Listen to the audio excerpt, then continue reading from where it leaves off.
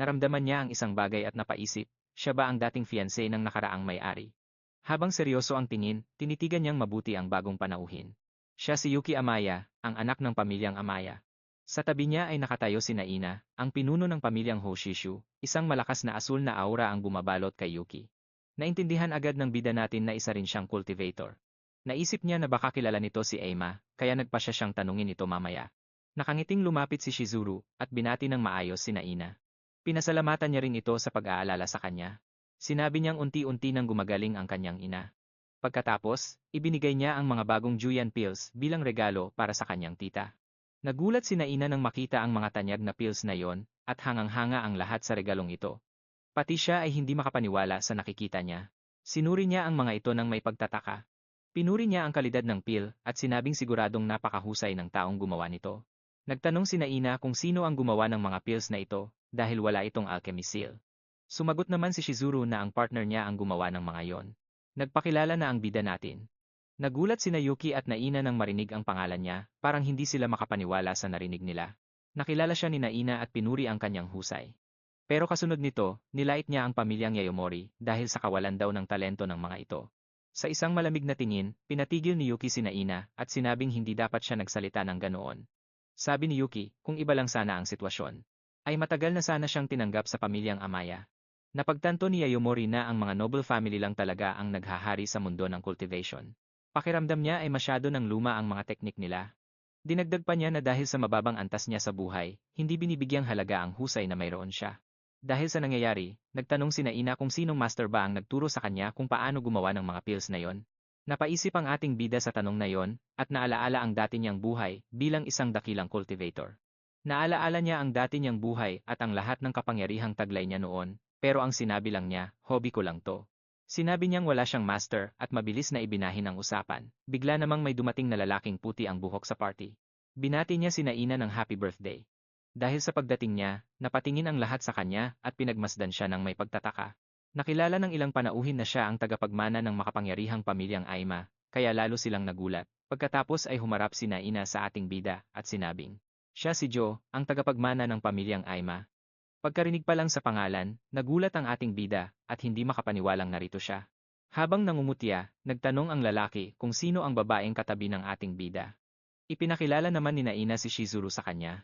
Sinabi niya na ito ang tagapagmana ng malakas na pamilyang Suga. Nagkatinginan ang dalawa ng may kakaibang ngiti, at biglang uminit ang tensyon sa paligid. Pagkatapos, nagpakilala ang tagapagmana bilang si Joe Aima at inilahad ang kanyang kamay para makipagkilala kay Shizuru. Habang nakikipagkamay, sinabi ni Joe Aima na marami na siyang narinig na usap-usapan tungkol sa ating bida. Nagkunwari naman si Yayomori na wala siyang alam.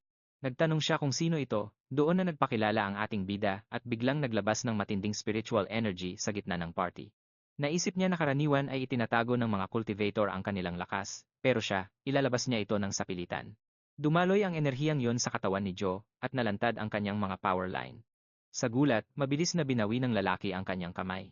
Tinitigan niya ang ating bida ng may pagkagulat, pero agad siyang kumalma at nagsabing, isang malaking karangalan ang makilala ka. Pagkatapos noon, humarap ang tagapagmana kay Yuki at tinanong kung kumusta na ito. Pinapanood lang sila ni Yayomori mula sa malayo. Nararamdaman niyang may kakaibang nangyayari, wala siyang maramdamang lakas mula sa lalaking yon, kaya naisip niya, hindi ba siya isang cultivator? Sa kabilang banda, naisip ni Joe na hindi man lang natakot ang bida natin kahit narinig ang pangalan niya. Nagbago ang eksena at makikita na ang loob ng Grand Party Hall. Ang lahat ng mga panauhin ay kumakain na ng hapunan. Nag-enjoy sila sa handaan at masayang nagbabati habang nagkakalog ng mga baso ng wine. Biglang nag-anunsyo ang host na magsisimula na ang dance party pagkatapos kumain. Maraming mga magkapareha ang tumayo at nagsimulang sumayaw sa main hall. Inayos ni Yayomori ang kanyang suit at naisip na hindi isang cultivator si Aima at niloloko lang siya nito. Ano kaya ang tunay na pakay sa likod ng malaking kasinungalingang ito? Habang iniisip yan, pinagmamasdan siya ni Masami mula sa malayo. Isang hindi kilalang lalaki ang lumapit sa kanya para makipagsayaw, pero agad niya itong tinanggihan at sinabing maghanap na lang ng iba. Mukhang tinatanggihan niya ang lahat, pati na ang young master ng pamilyang Katagiri, may 2 taong nagbubulungan tungkol dito. Sabi nila, kakaunti lang talaga ang nakakakuha ng atensyon niya, bigla namang may itinuro ang isa sa kanila habang gulat na gulat. Napalingon din sina Yuki at Shizuru nang makita ang nangyayari.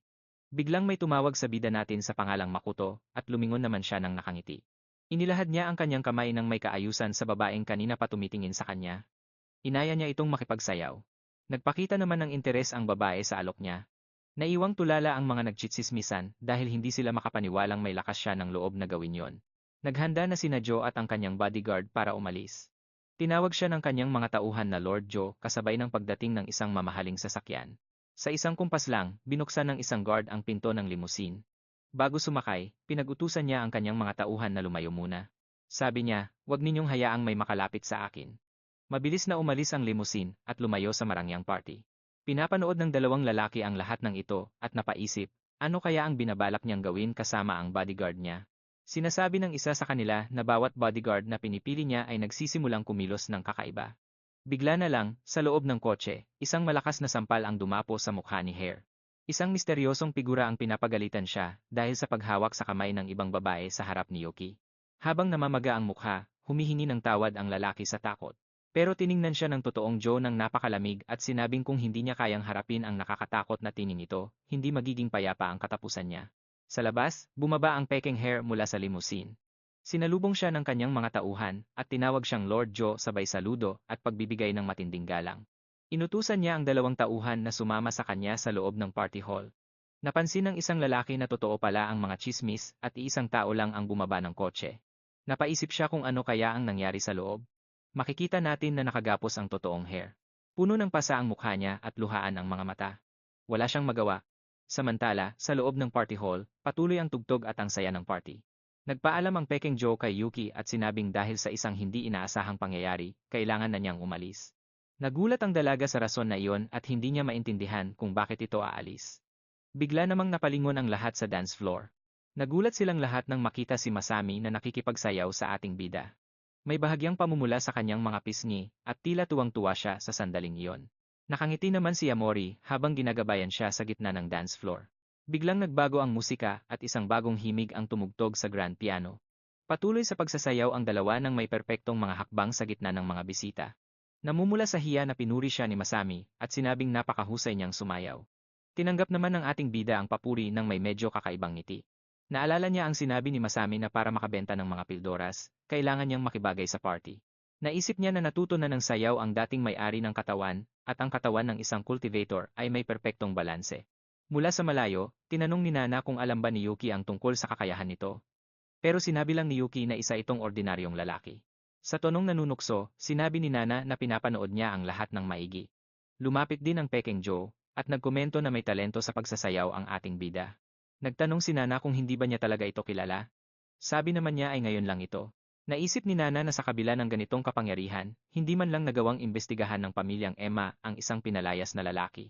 Sinubukan ng peking Joe na pakalmahin ang tensyon at sinabing hindi sila pwedeng gumawa ng gulo rito. Sabi naman ni Nana na hindi mahalaga ang paraan dahil pambihira ang kakayahan nito sa alchemy. Idinagdag pa niya na gusto niyang iugnay ang kakayahang ito sa hinaharap.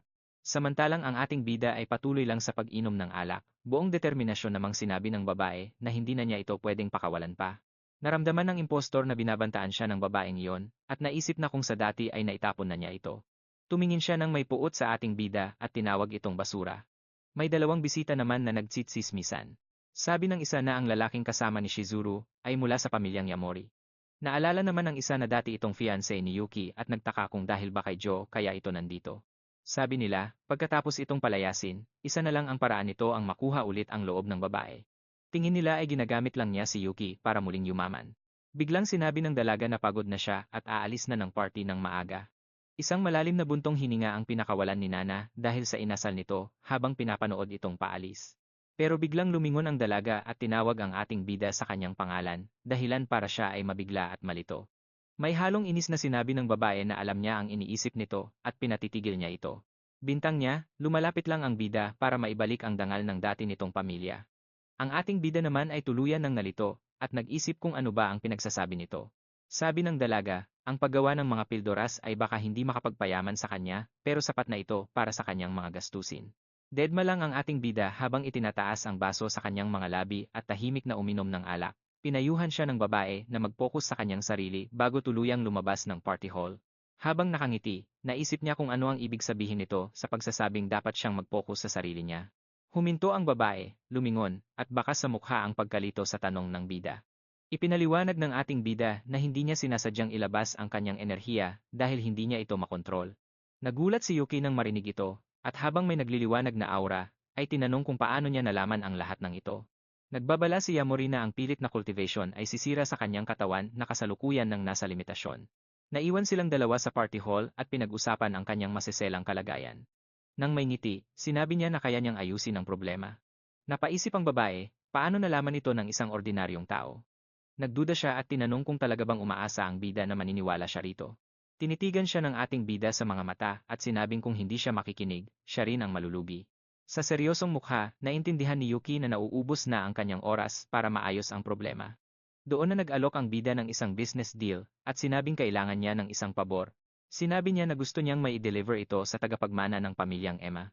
Mula sa malayo, pinapanood ng Peking Joe at ni Nana ang dalawa habang nagbubulungan sa gitna ng party hall. Galit na nakatitig ang impostor at puno ng poot na ibinubulong ang pangalan ng ating bida. Nagbago ang eksena at makikita natin ang labas ng mansyon kung saan idinadaos ang party. Ang ating bida at si Masami ay lumabas ng hall at naglakad sa garden. Biglang may tumawag sa kanila at lumingon si Yamori para tingnan ito. Si Nana ay lumabas at sinabing interesado siya sa Joy Pill at niyaya silang mag-usap. Silang tatlo, sa ilalim ng gabing puno ng bituin, ay naglakad sa garden ng mansyon. Naisip ng ating bida na higit pa sa pildoras ang gusto ng babae habang nakatitig sa kanya si Nana. Pinapatawag siya ng kanyang tita. Pero sa isang seryosong tingin, ipinaalala niya na hindi na siya bahagi ng pamilya Yamori. Sabi ng babae, magkatulad sila ni Yuki. Noong nagtanong siya, ipinaliwanag nito na kontrolado ng tito niya si Yuki mula noong mamatay ang mga magulang nito. Ang tito niya ang nagdedesisyon sa lahat. Kahit naging isang legendary cultivator si Yuki, hindi pa rin siya makawala sa pamilya niya. Naguguluhang nagtanong si Masami. Ano ba ang isang cultivator at anong ibig sabihin ng transcend? Ipinaliwanag ng bida natin na ito ang ikatlong yugto ng cultivation. Malaking pagkakaiba nito. Kaya naman, gumamit si Yuki ng isang imposibleng paraan para makakuha ng lakas ipinalit niya ang sarili niyang buhay para sa kapangyarihan. Tinanong ni Yamori kung bakit ito sinasabi sa kanya, at ang sagot ni Nana, wala na itong lunas. Ipinaliwanag niya na gaya ng nanay ni Shizuru, kahit anong gawin niya ay walang nangyayari, pero nang may determinasyon sa kanyang mga mata, sinabi ng bida natin. Gusto niya itong iligtas sa ganoong tadhana. Sabi naman ni Nana, napakahusay ng kakayahan niya, kaya naramdaman nitong baka may pag-asa pa. Nagulat si Masami dahil mas naniniwala pa si Nana sa kanya kaysa sa mga doktor, at bigla niyang naalala ang mga anting-anting. Napaisip si Masami, totoo nga ba talaga ang tungkol sa legendary cultivator na ito? Habang ang bida naman natin ay may sariling iniisip. Masyadong luma at simple ang mga paraan ng cultivation sa mundong ito. Napansin din niya na interesado si Nana sa Zuyan Pill na siya mismo ang nagbebenta. Pagkatapos nito, nag-alok ng deal si Nana. Tuwang-tuwa naman si Masami nang maisip ang posibleng kikitain nila. Pinagalitan siya ni Nana dahil pera lang ang iniisip niya, at sinabing talagang gusto lang niyang tulungan si Yuki. Malungkot niyang ikinuwento na si Yuki ay isang napakabait at sensitibong tao, at dito na siya nagsimulang magbunyag. Noong masira ang engagement nila, nagrebelde raw noon si Yuki. Tahimik lang na nakikinig ang bida natin habang pinoproseso ang mga bagong nalaman tungkol sa dati niyang mapapangasawa. Biglang dumating ang Peking Joe sa hardin at tinawag ang kanyang tita na kasama nila noon, habang nakangiti, sinabi nito. Gusto lang daw niyang magpaalam bago umalis. Pero napansin niya ang bida natin at si Masami, kaya tinitigan niya sila ng mabuti. Nagpasalamat siya sa ating bida sa lahat ng nangyari ngayong araw. Pagkatapos, inilahad ng impostor ang kanyang kamay. Sabi niya, ikalulugod daw niyang magkita silang muli. Ngumiti lang si Yamori at sinabing ikinagalak din niya itong makilala. Mahigpit silang nagkamayan, biglang may kakaibang enerhiyang lumabas sa pagitan nila. Sa isang seryosong tingin, may naramdaman ang bida natin. Nararamdaman niyang may mali sa lalaking ito. Biglang naglabas ng spiritual energy ang impostor, at ramdam ni Yamori ang lakas nito. Agad na naghandang umalis ang Peking Joe at ang kanyang mga tauhan sa party. Sakto namang may dumating na guard. Sabi ng guard, may regalo raw si Yuki para kay Lord Joe. Habang nasa loob ng kotse, kinuha niya ang asul na kahon at nagtatakang nagtanong. Regalo ba talaga ito ni Yuki? Pagbukas ng kahon, isang origami butterfly ang nakita niya, pero hindi niya maintindihan kung para saan yon. Sa inis niya, ibinigay niya ang kahon sa tauhan niya at sinabing huwag itong bubuksan nang wala siyang pahintulot. Doon na nagpakita ang tunay na amo. Nagrereklamo siya na kailangan niyang umalis dahil kay Hashimoto. Habang kumikinang ang singsing sa daliri niya, iniisip niya si Nana Hoshisu at ang ating bida. May mapanlinlang na ngiti at asul na aura, sumumpa siya na makikita rin nila ang kanilang katapusan, nanlilisik sa pula ang kanyang mga mata. Plano niyang gamitin si Yuki para ubusin silang dalawa ng sabay. Makikita natin na ang totoong Joe ay kasama ang kanyang kamukha. Sumusunod lang ito sa bawat utos niya ng walang reklamo. Habang hawak ng tauhan ang kahon, biglang nagliwanag ng kulay berde ang origami butterfly. Nagbago ang eksena at makikita natin ang isang mataas na gusali sa gitna ng lungsod. Sa ilalim ng gabing puno ng bituin, nakatayo ang ating bida sa rooftop habang pinagmamasdan ang buong lungsod. Pinagmamasdan niya ang lungsod habang iniisip ang mga nangyari kamakailan. Hawak niya ang origami butterfly na mabilis na kumikinang. Napangiti siya nang maalala ang sinabi niya kay Aima na magkikita silang muli. Pagkatapos, lumipad ang butterfly patungo sa gitna ng lungsod. Ipinapakita nito ang daan patungo sa kanyang target. Huminto ang anting-anting, senyales na ang kaaway ay nasa loob mismo ng gusaling iyon. Nalaman niyang pagmamayari ng pamilya Aima ang gusaling ito, kaya naghanda na siyang pumasok ng palihim. Nang walang pag-aalinlangan, tumalon ang ating bida. Tumalon siya mula sa bubong para simulan ang kanyang plano. Nang may determinasyon sa kanyang mga mata, sumigaw siya, dito na magsisimula ang totoong saya. Samantala, tinitingnan ni Nana Hoshisu ang kanyang mga bihirang halaman na namumunga lang kada 3 taon. Plano niyang ibenta ang mga ito pagkaraan ng 3 buwan. Balak niyang itrade ang mga ito sa cultivator tournament. Bigla siyang may naramdamang kakaibang presensya at nagtanong, sino yan? Isang misteryosong anino ang pumuri sa kanyang pakiramdam, kahit na may mga sugat ito at mahina ang cultivation. Biglang lumitaw ang isang kalbong monghe. Lumapit ang monghe na may pulang aura at sinabing matalas pa rin ang pakiramdam niya. Nagulat si Nana at nalamang napakalakas ng mga taong pumasok ng walang paalam. Tinanong niya kung sino sila at ano ang kailangan nila. Habang nag-iisip siya ng matatakasan, tumawa lang ang monghe. Tatakas ba ang pinuno ng pamilya Hoshisu? Tanong nito. Sabi naman ng isang matabang monghe, kahit kuneho lang ang huli ng isang leon, ibinibigay pa rin nito ang buong lakas niya. Naintindihan ni Nana na masyadong maingat ang dalawa sa kanya. Nang may tipid ng ngiti, nagtanong siya, ano ba talaga ang pakay niyo? Sabi ng matabang monghe, sumama na lang daw siya at huwag nang gumawa ng kalokohan, pero hirit naman ng kalbong monghe, mas madali raw kung babaliin na lang ang mga buto nito. Biglang hinawakan ni Nana ang isang kakaibang halaman at tinanong kung alam ba nila kung nasaan sila. Pagkatapos ay nagpakawala siya ng usok mula sa halaman. Sabi niya, aasikasuhin niya raw silang mabuti. Nagulat ang kalbong monghe sa usok at nagtanong kung ano iyon, habang ang isa naman ay agad na tinakpan ang kanyang bibig. At narealize niyang malakas na lason pala ito. Sinabi ni Nana na dahil may kagat siyang isang hibla ng damo sa bibig niya, hindi tatalab ang lason sa kanya. Mabibigyan siya nito ng oras. Nagdesisyon siyang kailangang makatakas dahil wala siyang laban kung dalawa ang kalaban niya. Bigla namang may lumitaw na pares ng pulang mga mata sa harap niya kasama ang isang nakakatakot na aura. Nagulantang si Nana at hindi niya maintindihan ang nangyayari. Isang misteryosong figura ang nagpakita at naisip niya kung ito ba ang Art of Shadows. Dito niya na-realize na galing ang kalaban sa Hidden Shadow Sect. Kinumpirma nito na galing nga siya sa Hidden Shadow Sect at pinasabog na nila ang 100 Herb Sect. Inisip ni Nana na hindi pa dapat ito ang katapusan nila. Sino kaya siya? Nanlaki ang mga mata ni Nana nung makita ang mukha niya. Habang nakangiti, nagpakilala na ang bida natin. Tinanong niya kung nagulat ba ito. Sa malayo naman, humikab ang isang guard at sinabing tapos na ang shift niya. Pwede na siyang kumain. Sumang-ayon naman ang kasama niya at nagsuggest na kumain ng mainit na stew dahil sa tindi ng lamig. Naisip ng isa sa kanila kung ano kaya ang kinakain ni Lord Joe at inisip na malamang ay isang bonggang handaan iyon. Gamit ang Shadow Cloud Step, mabilis na dumaan ang bida natin sa mga guard nang hindi napapansin. Inisip niya kung ito na ba talaga ang kwarto ng totoong Joe Aima. Hawak ang anting-anting, nakita niyang huminto ang origami butterfly sa tapat ng isang pinto na nagtuturo sa tamang lugar. Nilapitan niya ang pinto at nakitang walang tao sa loob. Napaisip siya kung nasaan na, kaya ito nagpunta. Samantala, ang totoong Joe ay kumakain lang ng instant noodles sa isang maduming kwarto. Inisip niya na wala naman siyang naging pagpipilian sa buhay niya. Ganoon pa rin ang sitwasyon hanggang ngayon. Habang kumakain ng noodles, naisip niya kung hindi ba niya pinangarap na tumira sa mansyon at kumain ng masasarap na pagkain. Hawak ang tinidor, naisip ng kamukha niya kung bakit naging ganito ang buhay niya.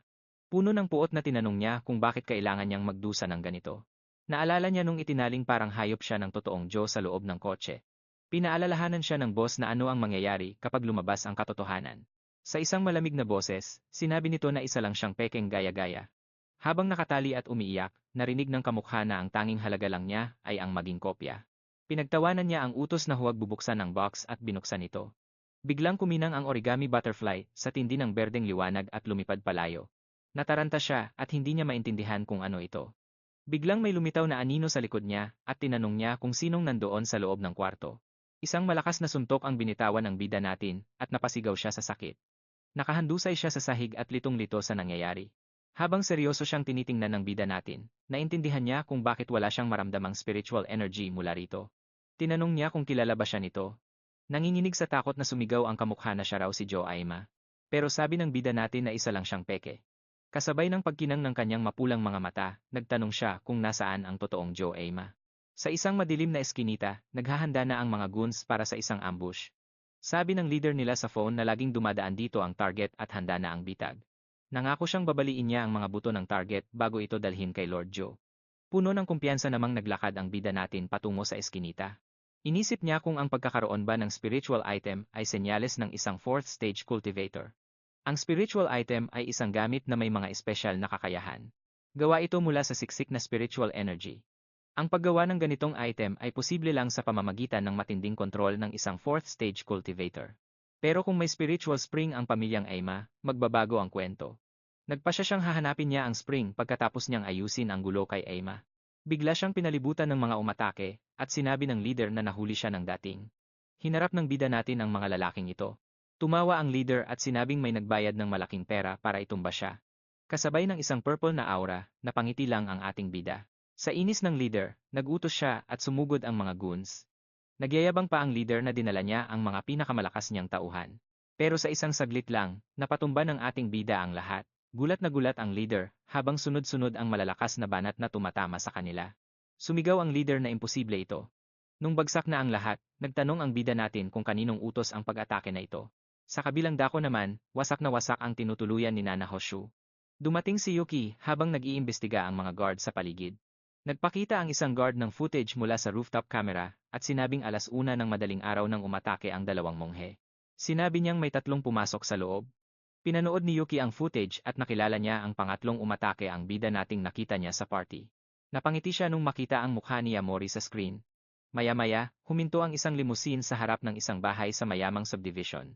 Hawak ang phone, nagdesisyon si Yuki na hanapin ang kinaroroonan ni Yamori. Nakakuha siya ng picture at ang address na 432 Imya Street. Habang nakatitig sa bahay, kinumpirma niyang ito nga ang tamang lugar. Galit niyang naisip na talagang kinalaban ni Yamori ang kamag-anak niya.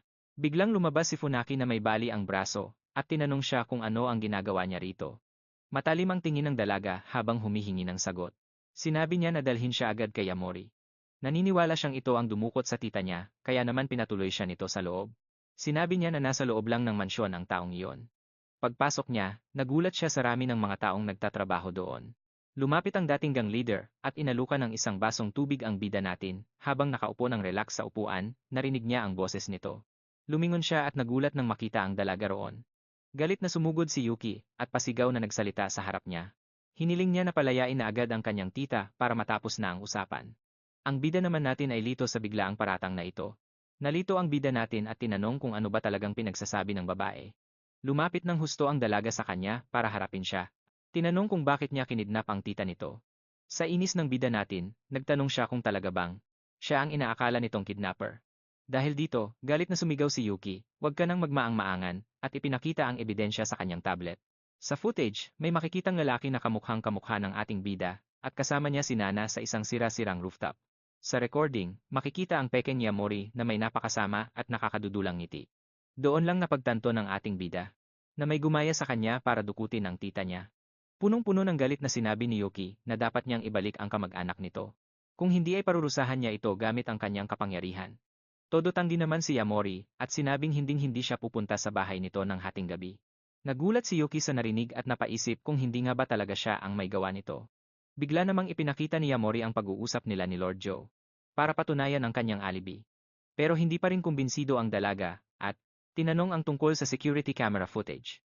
Bilang sagot, mismo ang ebidensya niya ang nagpapatunay. Sa videong iyon, inamin ng pekeng lalaki na isa lang siyang kamukha na nanggagaya sa totoong si Joe. Ipinaliwanag pa niya na ang totoong boss ay gumagamit ng isang singsing para magpanggap na bantay, na iwang nakang. At napaisip siya, kaya ba talaga ni Joe na magpalit ng anyo ng ganoon? Kinumpirma ng bida natin na para magawa iyon, ay kailangan niyang magkaroon ng isang espiritual na kagamitan.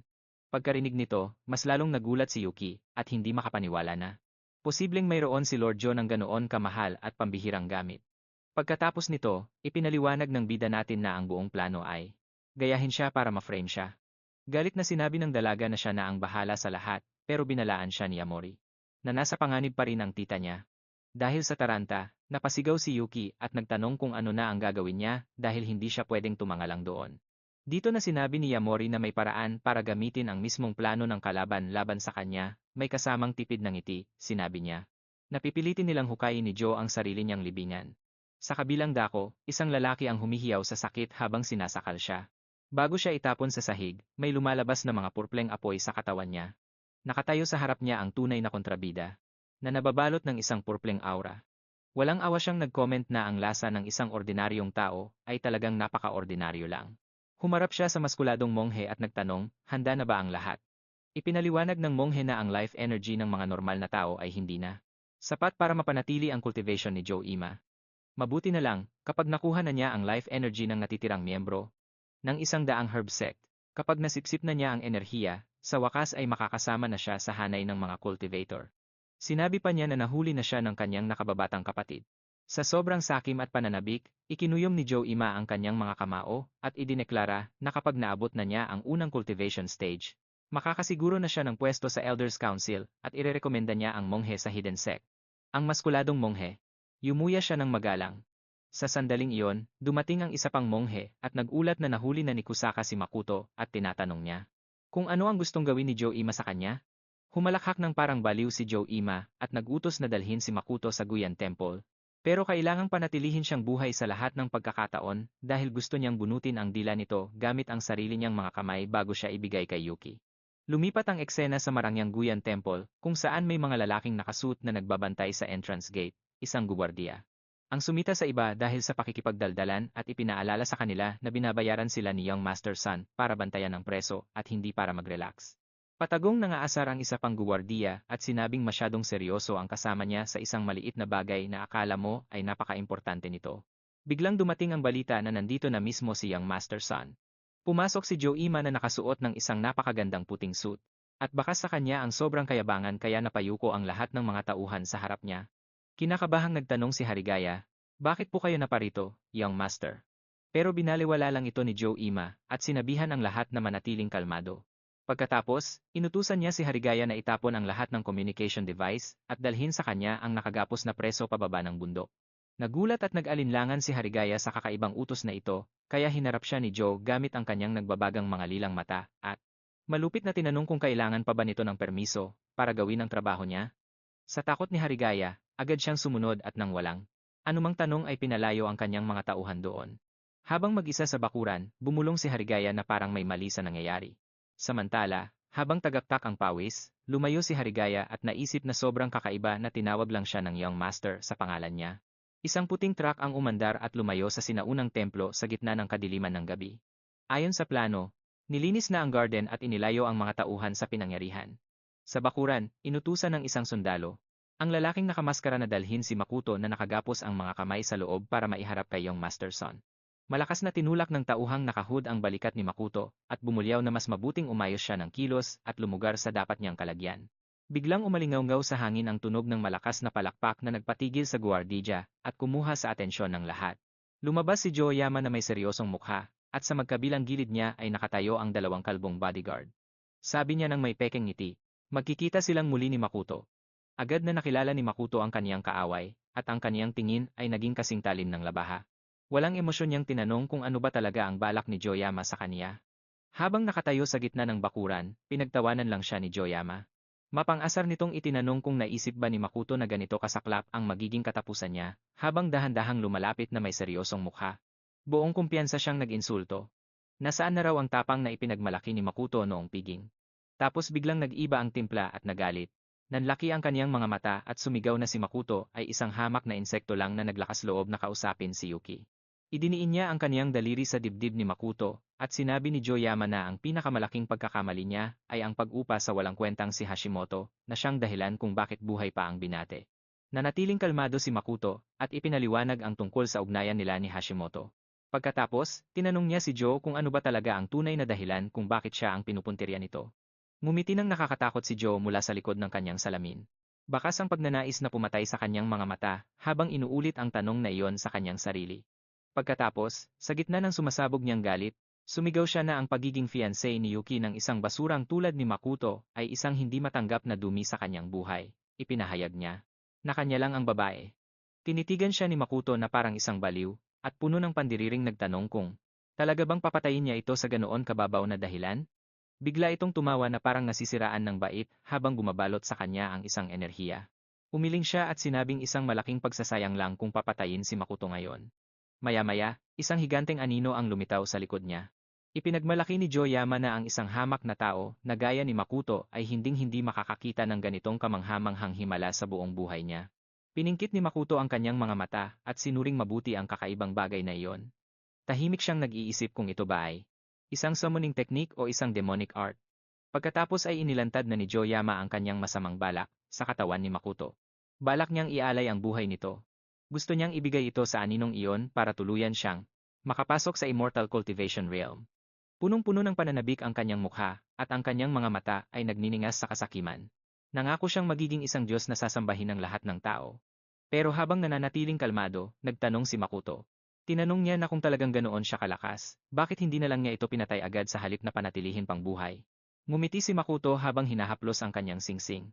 Inamin ni Joyama na sinasadya niyang mag-iwan ng mga ebidensya ng pagkidnap.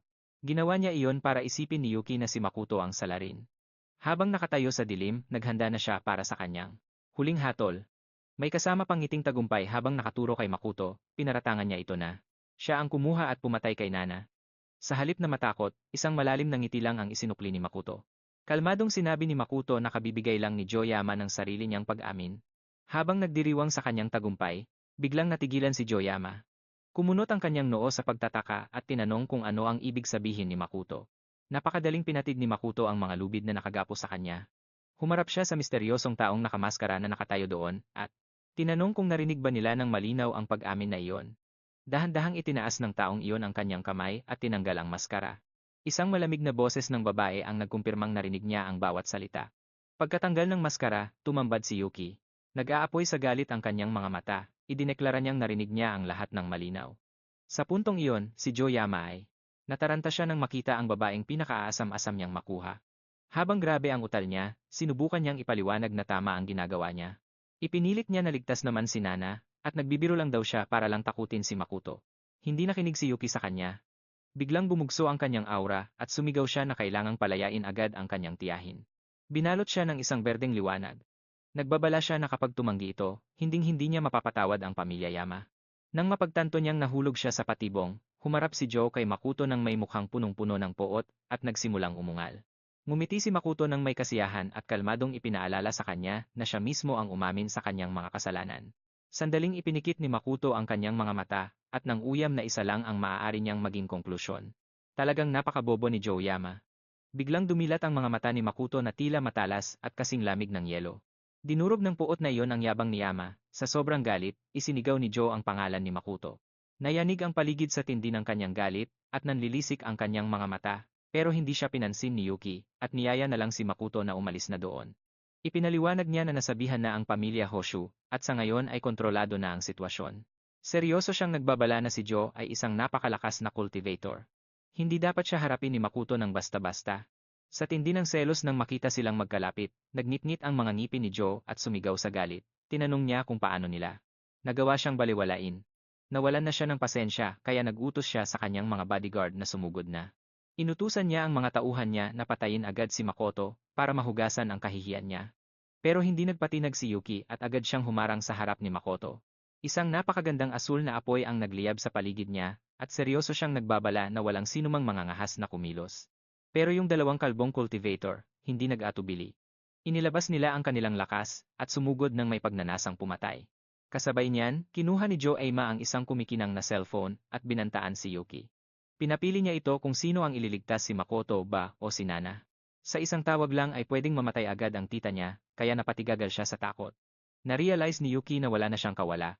Pero sa gitna ng tensyon, kalmadong lumapit si Makoto para protektahan siya at sinabing huwag mag-alala, bagay na talagang ikinagulat ni Yuki. Pagkatapos, ipinakita niya ang isang litrato sa kanyang cellphone at ibinalita na nailigtas na niya si Nana. Kasalukuyan na silang dinadala sa ligtas na lugar, sabi ni Makoto. Nang makita ni Joe ang litrato, namutla siya sa sobrang takot. Hindi siya makapaniwala na nagawa ni Makoto na pasukin at sirain ang kanyang security nang hindi niya namamalayan. Tulala siya sa surveillance screen na nagpapakita na lang ng bakanteng kwarto at mga nakalaylay na kadena. Gusto na niyang sumigaw sa galit. Napaisip siya, nasaan na ba ang mga inutil niyang tauhan? Ngayon, balikan natin ang mga nangyari 15 minuto ang nakalipas. Sa paanan ng bundok sa likod ng Kian Temple, kung saan tinipon ni Joe ang lahat ng tauhan niya para bantayan ang bihag. Nakatayo siya doon ng may pagmamalaki sa gitna ng kanyang mga guards. Inutusan niya ang lahat na manatili sa pwesto at maghintay ng tamang pagkakataon. Pagkatapos, kampante siyang lumayo ng kaunti para gawin ang kanyang pananakot sa telepono nang hindi na mamalayan na paparating na ang kapahamakan. Habang palihim niyang tinitingnan ang kanyang cellphone sa gitna ng mga puno, bigla siyang nakatanggap ng mensahe galing kay Makoto. Nakasulat doon na nailigtas na si Nana mula sa bundok at parating na ang pamilya Hosu. Nag-apoy siya sa galit at biglang lumabas ang kanyang kulay ube na aura. Narealize niya na may nagtraidor sa kanya sa sarili niyang mga tauhan. Habang tinitingnan si Makoto mula sa malayo, nakaramdam siya ng takot. Ngayon lang niya naintindihan na bawat kilos ni Makoto ay planado at kalkulado. Sa harap ng malamig na tingin ni Makoto, nagsimulang magduda si Joe Ema kung talagang mahina lang ba ang lalaking ito. Dahil sa sobrang pagkapahiya, nawalan na siya ng pasensya at sinigawan ang kanyang mga guards na patayin agad si Makoto. Sinabi niya na siya na ang bahalang pumigil kay Yuki. Sa bilis ng kanilang paggalaw, parang nayanig ang buong paligid. Napamura na lang si Yuki at hinila ang kamay ni Makoto para tumakas. Pero biglang may lumabas na isang nakakatakot na kuko na gawa sa purple energy. Walang awa silang hinabol ng kukong iyon na humihiwa sa hangin, muntik na silang tamaan ng mga traidor at nakakamatay na atake. Bigla namang may lumitaw na mga pink energy bands at iginapos ng mahigpit ang mga kamay at paa ni Yuki. Pilit siyang kumawala pero wala siyang nagawa. Napasigaw siya sa takot dahil hindi na siya makagalaw, habang tumatawa naman si Joe na parang baliw. Pinilit siya ni Joe na panoorin ang malupit na pagkamatay ni Makoto, habang si Makoto naman ay desperadong sumisigaw sa kanya na tumakas na. Sabay-sabay na sumugod ang mga bodyguard para tapusin na ang laban. Habang nakangisi ng masama, pinagtatawanan sila ni Joe. Sabi niya, Yuki Amaya, wala kang maililigtas. Nanginig sa takot si Yuki, at nagsisi, iniisip na, kasalanan ko ang lahat ng ito. Masyado kong minaliit ang kalaban, hindi ko na sana isinama si Makoto rito, pero kahit napapaligiran na, nananatiling kalmado si Makoto. Inipon niya ang kanyang lakas at naghanda sa pakikipaglaban.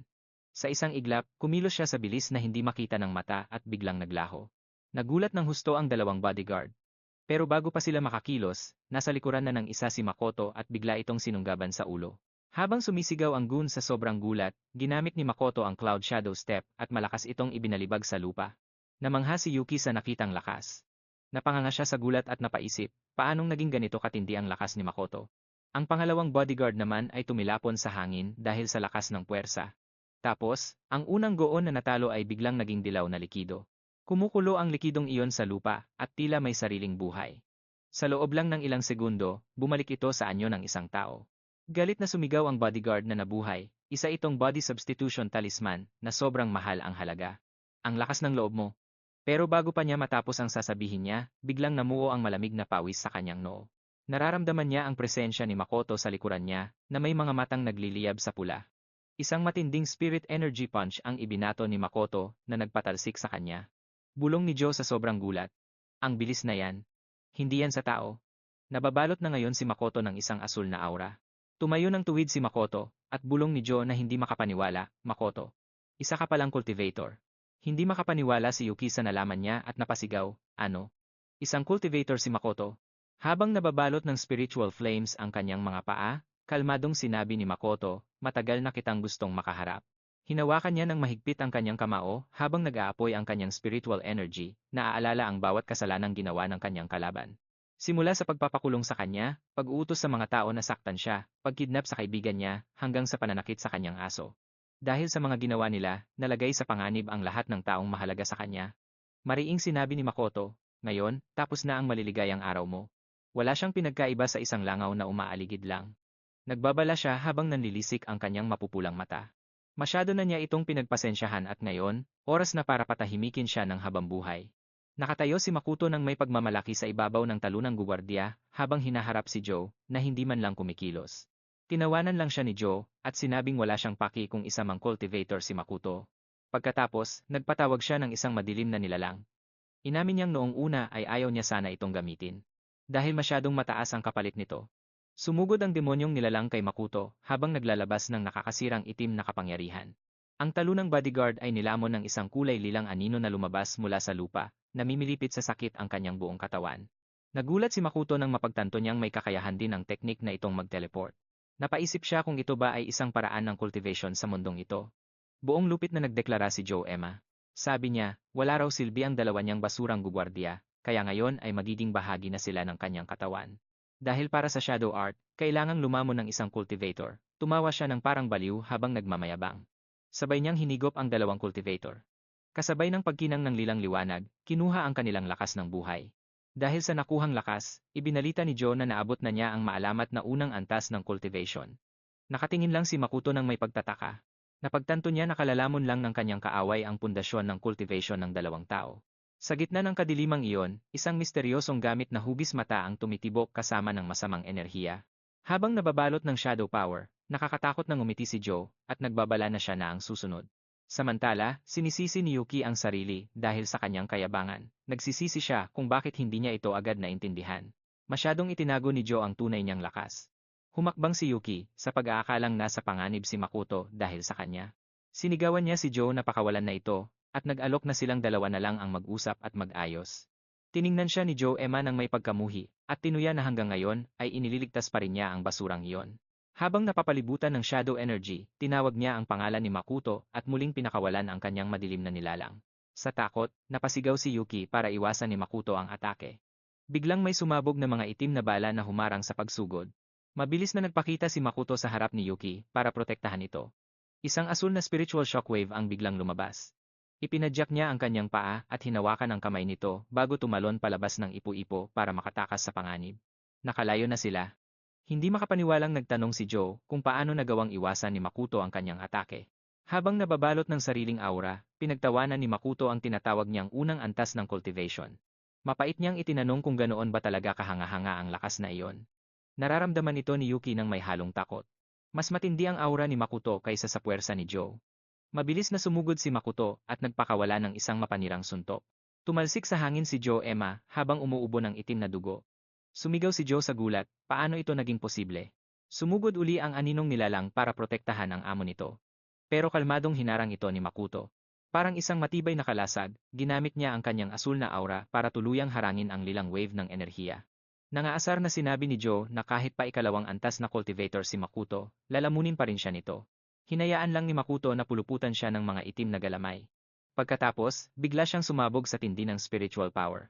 Dinurog niya ang lilang enerhiyang iyon. Habang nanlilisik ang mapupulang mata, malamig siyang nagdeklara. Walang silbi ang tinatawag mong shadow art sa harap ng tunay na kapangyarihan, pinunit ng kanyang enerhiya ang nilalang na iyon.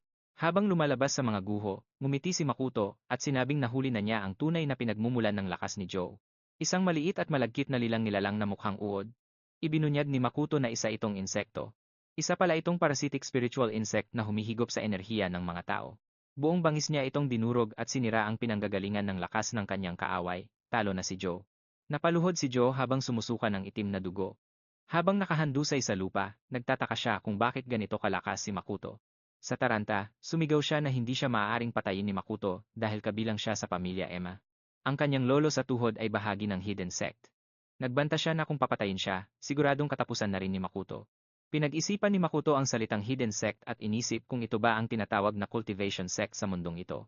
Tumawa ng parang baliw si Joe at isinigaw na walang binatbat si Makoto kumpara sa kanyang pinagmulan. Nang walang pag-aalinlangan, nagpakawala siya ng isang matinding atake na nagpaguho sa lupang kinatatayuan ng kanyang kaaway. Matapos makalaya sa kanyang mga gapos, tahimik na pinanood ni Yuki ang lahat habang gulat na gulat. Sa gitna ng katahimikan, si Makoto ay nakatayo ng may autoridad sa harap ng lupaypay na katawan ni Joe. Ang kanyang asul na aura ay patuloy na naglalabas ng matinding enerhiya.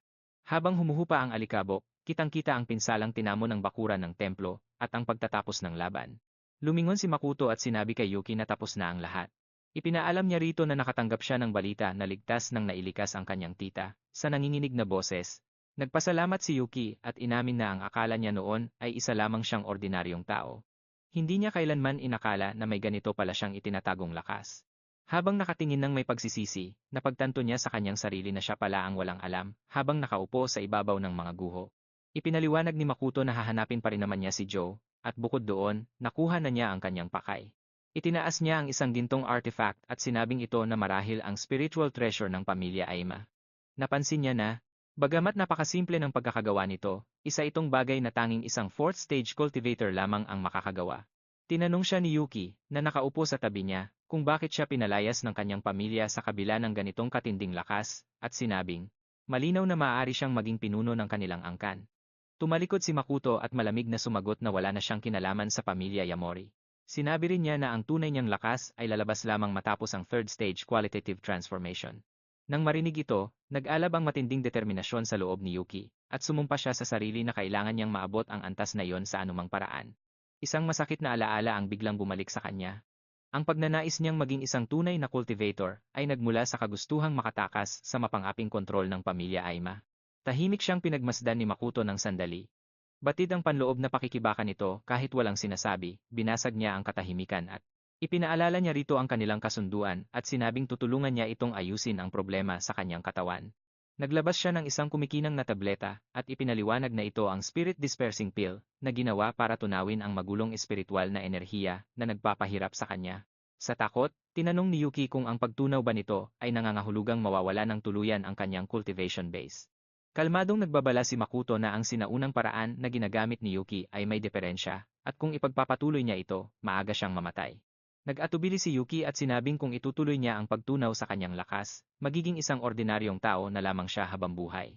Sinabi ni Makoto na ito na ang susunod nilang kasunduan, na ikinagulat ng husto ni Yuki, gamit ang kanyang matalas at pulang nagniningning na mga mata. Direkta niya itong tinanong, gusto mo ba talagang matutunan ang immortal cultivation method? Makalipas ang ilang araw, sa ilalim ng maaliwalas na langit, tumunog ang doorbell sa magarang bahay ni Makoto. Maingat niyang binuksan ang pinto habang iniisip kung sino ang bibisita sa kanya. Nagulat siya nang makita ang isang mahiyain na si Yuki na nakabihis ng napakaganda at may dalang mga gamit. Kinakabahang ipinaliwanag ni Yuki na ayon sa kanilang kasunduan, dinala na niya ang kanyang mga gamit at pansamantalang titira sa bahay nito. Nalito si Makoto sa pamumula ng mukha ni Yuki at tinanong kung sumasakit ba ulit ang mga sugat nito.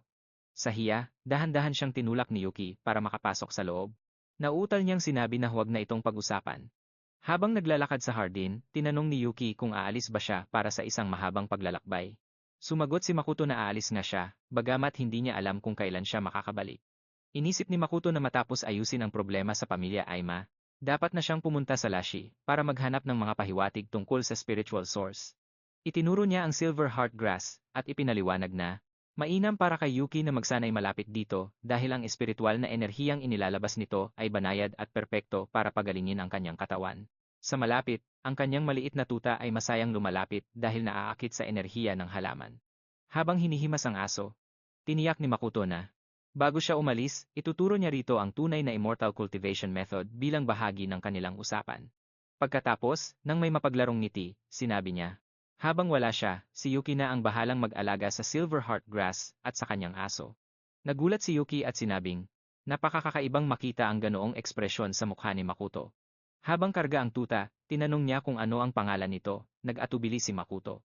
Inisip niya kung tao ba ang tinutukoy nito. Nakangiting tinanong ni Yuki kung wala pa ba itong pangalan hanggang ngayon. Hiniling niya kay Makoto na pumili ng pangalan para maalala ito ng mundo. Habang masayang kumakahol ang tuta, napaisip si Makoto sa kanyang nakaraan. Nagdesisyon siyang pangalanan itong Roku. Masayang kumahol ang tuta at napangiti si Yuki. Sinabi niyang mukhang nagustuhan nito ang bago niyang pangalan. Mahinang bumulong si Makoto na maganda iyon. Isang alaala mula sa kanyang nakaraan ang biglang pumasok sa kanyang isip. Isang pamilyar na boses ang tumatawag kay Roku.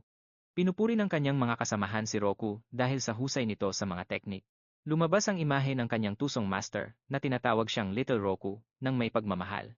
Habang naglalaho ang alaala, nawala rin ang masakit na tinig nito. Nagbalik sa realidad si Makoto. Sa kanyang banyo, lumabas si Yuki habang pinatutuyo ang kanyang buhok at medyo nahihiya. Tinanong niya kung saang kwarto siya matutulog. Maya-maya, sa study room, tinanong niya kung paano balak ni Makoto na harapin ang pamilya Aima.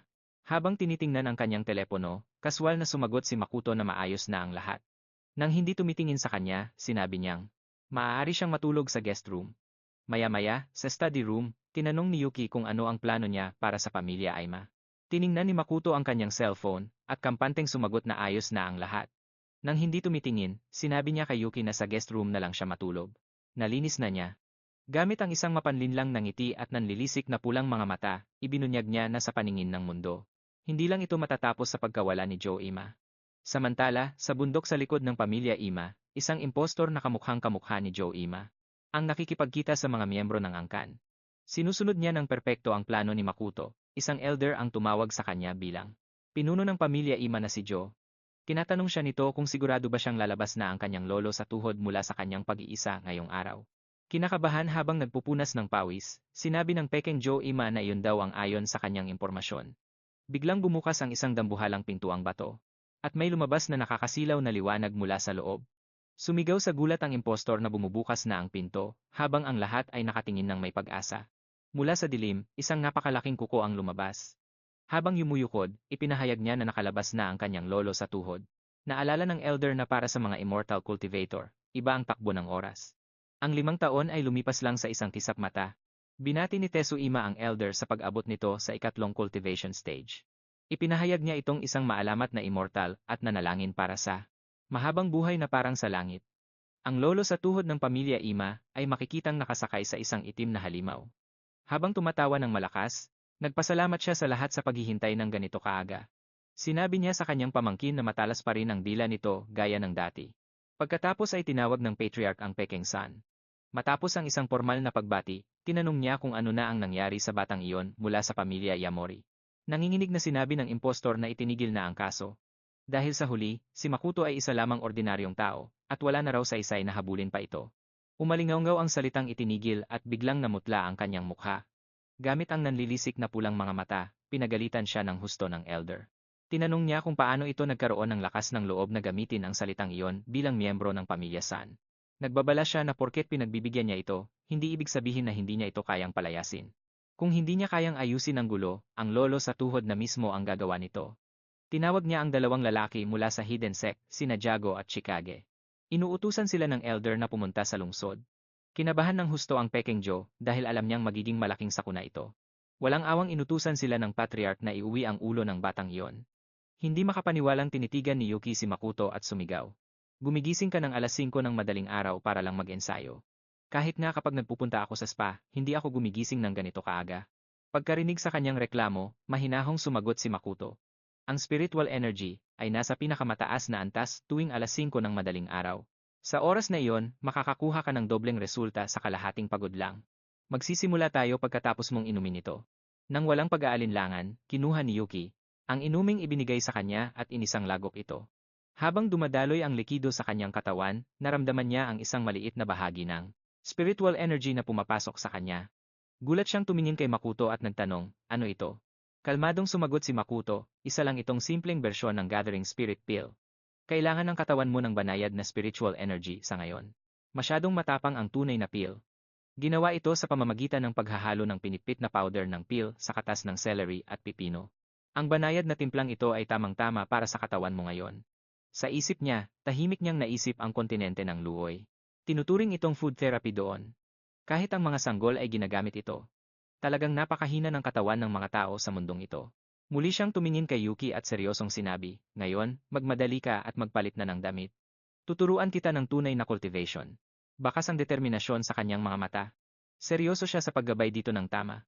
Ang eksena ay lumipat sa hardin sa labas.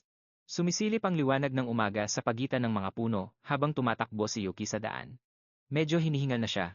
Dito ba talaga natin ito gagawin? Tanong niya habang nakatingin sa paligid. Kalmado nang nakaupo si Makoto at binigyan siya ng instruksyon. Ang kalikasan ay puno ng enerhiya sa paligid mo. Ang lugar na ito ay perpekto. Sa di kalayuan, may ilang matataningin sa kanila. Bumulong ang isa sa kanila. Sa edad niyang iyan, anong ginagawa niya riyan para magnilay? Tumatawang dagdag ng isa pa, iyan ang tinatawag nilang pag-ibig na handang itaya ang buhay. Ang lalaking kayang tiisin ang sumpong ng isang babae, siguradong magtatagal, namula ang mga pisngi ni Yuki sa hiya dahil sa panunukso nila. Napahiya at naiinis siyang nagreklamo, saang banda po kami nagmukhang magkasintahan. Nang makita ang kanyang pagkabalisa, si Makoto ay mahinahong nagsalita. Kumalma ka lang. Damhin mo ang enerhiya sa paligid mo. Dahan-dahang ipinikit ni Yuki ang kanyang mga mata. Medyo nalilito pa rin siya at hindi pa rin maayos ang kanyang paghinga. May pasensyang nagpatuloy si Makoto, dati ay pinipilit mong isiksik ang lahat ng spiritual energy sa katawan mo, kaya naman humalo ito sa magulo at maruming enerhiya. Ang enerhiyang iyon ay hindi nakikita ng mga ordinaryong tao. Pero iyon ang huling depensa ng katawan, ikaw mismo ang sumira sa harang na iyon, nanatiling matatag ang kanyang boses habang nagpapaliwanag. Ang cultivation ay tungkol sa paglilinis ng enerhiya. Ang dalisay at banayad na spiritual energy ay nagpapatibay sa katawan mula sa loob. Ang pinakamalaking pagkakaiba sa ating dalawa ay kung paano natin ginagamit ang enerhiyang iyon. Kayo ay 40% lang ang nagagamit nyo. Ang paraan ko ay 100% nagagamit ito. Pagkasabi niya noon, nagsimulang lumabas ang spiritual energy sa katawan ni Makoto. Isang banayad pero makapangyarihang aura ang pumalibot sa kanya at maayos na dumaloy ang enerhiya. Nag-ipon ito sa isang matatag na ritmo at muling sumipsip sa loob niya. Pagpapatuloy sa kanyang itinuturo, sabi niya, kailangan ng matinding focus ng isip para maabsorb ang enerhiya. Karaniwan, ang focus na yan ay nagmumula sa spirit platform sa paligid ng noo. Kapag nahanap mo na to, i-absorb mo lang ito. Mag-focus ka. Ramdamin mo. Ngayon, i-absorb mo na. Habang sinusunod ang kanyang gabay, dahan-dahang pumasok si Yuki sa isang kakaibang pakiramdam ng kamalayan. Parang lumilipad ang isip niya habang sinusubukang alisin ang lahat ng iniisip. Sabi niya, limutin mo ang lahat at maging kaisa ng kawalan. Sabi niya sa sarili, pero nagsimula na siyang mainis. Hindi ko pa rin ba maramdaman ang aura? Yung matandang mag-asawa na kanina pa nakatingin sa kanila, ay nagsimula ng mag-alala. Ayos lang ba siya? Para ka ng gripo sa tulo ng pawis mo. Sigaw ng isa sa kanila. Samantala, tuloy pa rin si Yuki sa pag-meditate, kahit halatang nahihirapan na siya. Isip niya habang kinakabahan, walang nangyayari. Wala talaga akong maintindihan. Pero biglang may nagbago. May mainit na daloy na gumapang sa loob ng katawan niya, kusa nang pumasok ang spiritual energy sa kanyang sistema. Unti-unting dumaloy ang enerhiyang yon sa loob niya, may isang kamay na dahan-dahang pumatong sa ulo niya, si Makoto yon. Hindi niya namalayan na nakalapit na pala ito. Bahagya itong yumuko sa kanya, mahina pero seryoso ang boses. Sabi niya, pikit ka, at subukan mo ulit. Tuloy ni Makoto sa kalmadong boses, gamitin mo ang spiritual power ko para maramdaman mo rin ang sayo sa pamamagitan ko. Namula ang mga pisngi ni Yuki sa narinig, pero dahan-dahan siyang tumango at sinabing, sige po. Ang matandang mag-asawa na nakatingin mula sa malayo ay nanlaki ang mga mata sa gulat. Diyos ko! Pabulong nilang sabi na parang may drama. Sa isip nila, hindi ito pagsasanay. Isa itong wagas na romansang namumukadkad sa gitna ng tirik na araw. Nagpunta ang eksena sa loob ng isip ni Yuki. Natagpuan niya ang sarili na napapalibutan ng malalim na tubig, na payapa at kumikinang sa bawat direksyon. Ang gaan sa pakiramdam ng mundo at napakatahimik. Dahan-dahang may mga banayad na agos sa paligid niya, mga maliliit na alon na sumasagot sa bawat iniisip niya. Namamangha siyang gumulong, ganito pala ang spiritual energy, kapag naramdaman gamit ang determinasyon. Napakaganda. Sa loob ng tahimik na mundong yon, nakikita rin niya ang presensya ni Makoto, na parang isang matatag na angkla sa gitna ng malawak na karagatan, kalmado, at panatag.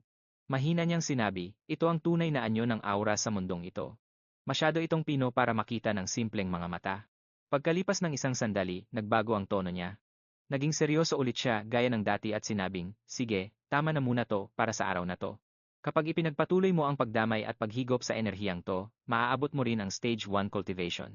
Pagbalik sa realidad, dahan-dahang idinilat ni Yuki ang kanyang mga mata, pula pa rin ang mukha niya.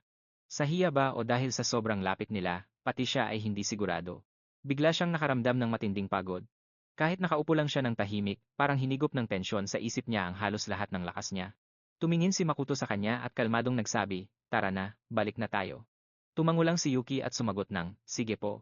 Pagkatapos noon, habang naliligo, malalim ang iniisip niya. Bigla niyang ikinuyom ang kanyang kamao at nagsalita ng buong tapat. Namula na naman siya habang naririnig sa isip ang mga sinabi ni Makoto. Pagkatapos, naging seryoso ang mukha niya na puno ng determinasyon. Ang target niya ay stage 1 cultivation at kailangan niyang pagbutihan ito. Kasabay ng desisyong yon, lumipas ang isang linggo. Mag-isang nakatayo si Makoto sa isang bus stop sa labas ng lungsod. Habang tahimik na nagmamasid, bumulong siya, ito ang lugar na sinabi ni Rada. Napaaga ba ako? Bago siya umalis ng bahay kanina, naisip niya na isang linggo na rin ang nakalipas. Dapat ay malinaw ng nararamdaman ni Yuki ang spiritual energy ngayon. Sa tulong ng Gathering Spirit Pill na ibinigay ko sa kanya, tiyak na maaabot niya ang stage 1. Sa galing niya, may tiwala akong kaya niyang asikasuhin ang lahat habang wala ako. Naputol ang pag-iisip niya nang lumingon siya sa gilid. May sasakyang paparating mula sa malayo, siguro ay kotse na ito ni Rada na huminto sa harap niya. Walang pag-aalinlangang sumakay si Makoto. Tiningnan siya ng driver ng may pagtataka at sinabing, huy bata, delikadong lugar ang pupuntahan natin. Hindi naman tayo nagmamadali ngayon, maupo ka kung saan mo gusto. Kakaiba ang mukha ng driver, mahirap basahin kung ano ang iniisip nito. Pumasok pa sa loob ng bus si Makoto habang malalim ang iniisip. Inihahanda na niya ang sarili sa anumang mangyayari sa hinaharap. Sa loob ng bus, tiningnan ni Makoto ang paligid at napansin ang maraming hindi pamilyar na mukha. Nang hindi nagpapahalata, tahimik siyang umupo sa kanyang pwesto. Ipinikit niya ang kanyang mga mata sandali at naisip, sa wakas. Dumating na rin ang oras. At dahan-dahan nang umandar ang bus. Inilalayo siya ng bus na yon sa lahat ng bagay na nakasanayan niya. Lumipat ang eksena sa paglapag ng isang eroplano at narinig ang anunsyo sa background. Nandito na tayo sa lungsod ng Kongkai. Naririnig ang mga taong nag-uusap habang lumalabas, sinasabing sa wakas ay nakarating din sila. Nakahinga ng maluwag ang isa sa kanila. Ang isa naman ay nag-inat at nagreklamo, mahirap na talagang tumanda, sumasakit ang katawan ko sa sobrang tagal na pag-upo. Nakahiwalay siya sa karamihan habang nakatitig sa kanyang cellphone. Sa screen, makikita ang picture ni Makoto at Yuki na magkasama.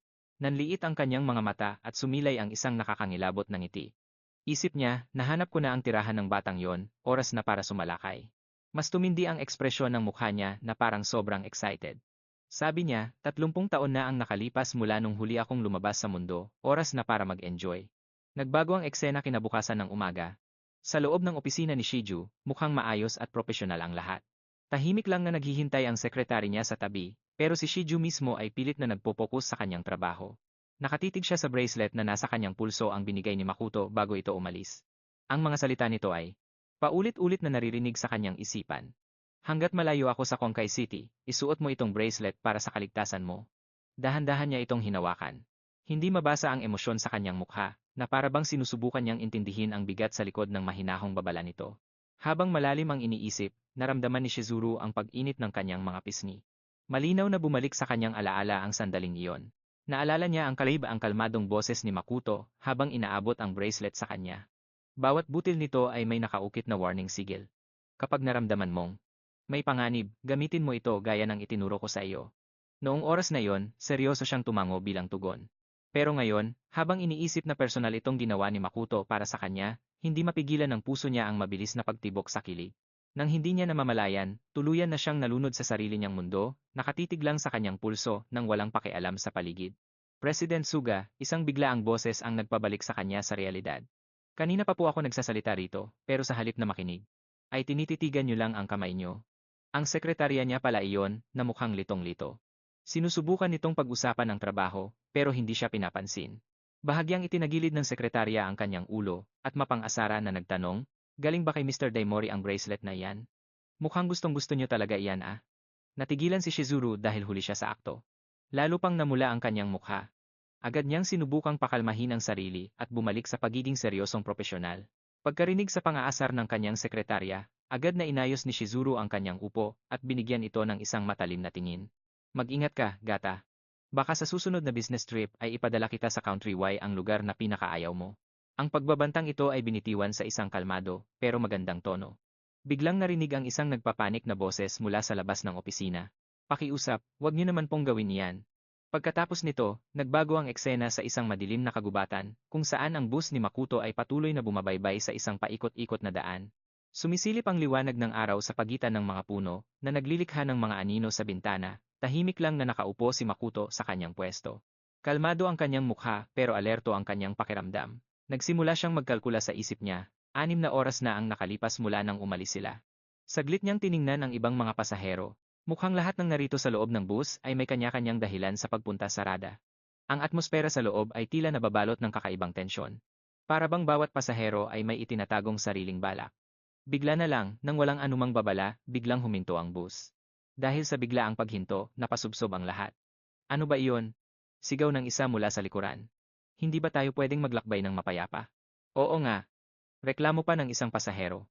Napuno ng inis at kalituhan ang buong sasakyan. Agad na sinubukan ng driver na kontrolin ang sitwasyon, nilakasan niya ang kanyang boses para marinig ng lahat. Pakiusap, kumalma kayo. Ligtas po ang bus na ito. Pero bago pa man niya matapos ang sasabihin, umalingaw-ngaw ang tunog ng nababali na bakal. Malakas na sinipa ang pinto mula sa labas para bumukas ito. Isang lalaki ang pumasok, at hindi lang siya nag-iisa. 3 pang iba ang sumunod sa kanya, at lahat sila ay may hawak na sandata. Ang kanilang pagdating ay agad na nagpalamig sa hangin sa loob ng bus. Nang tangkaing maglakad papasok ng isa sa mga armadong lalaki, tumayo ang isang pasahero sa harap para harangan siya. Sa isang sandali, mukhang lalaban ito, pero biglang Naglabas ng isang nakakasakal na killing intent ang lalaki. Ang bigat ng pressure nito ay nagpagulat sa lahat ng naroroon. Sobrang tindi nito kaya pati ang hangin ay parang bumigat. Kayo? Mga tauhan kayo ng Flower Pavilion, di ba? Takot na tanong ng isang pasahero. Akala ko ba gawa ito ng Kamiguchi? Pagkasabi niya noon, agad na sumugod ang isa sa mga miyembro ng gang. Sa isang mabilis at malupit na galaw, itinarak niya ang kanyang sandata sa leeg ng lalaki. Ang atake ay mabilis at walang awa. Nagkagulo sa loob ng bus. At naglipa na ang mga sigawan. Ang bawat pasahero ay napuno ng takot. Ang kaninang reklamo ay napalitan ng matinding sindak. Walang nangahas na gumalaw. Ang miyembro ng gang na umatake ay dahan-dahang tiningnan ang buong loob ng bus. Malamig at walang awa ang kanyang mga mata. Lalo pang tumindi ang inilalabas niyang killing intent habang nagsasalita. Lahat kayo, bumaba ng bus. May isang tao rito na hindi dapat naririto.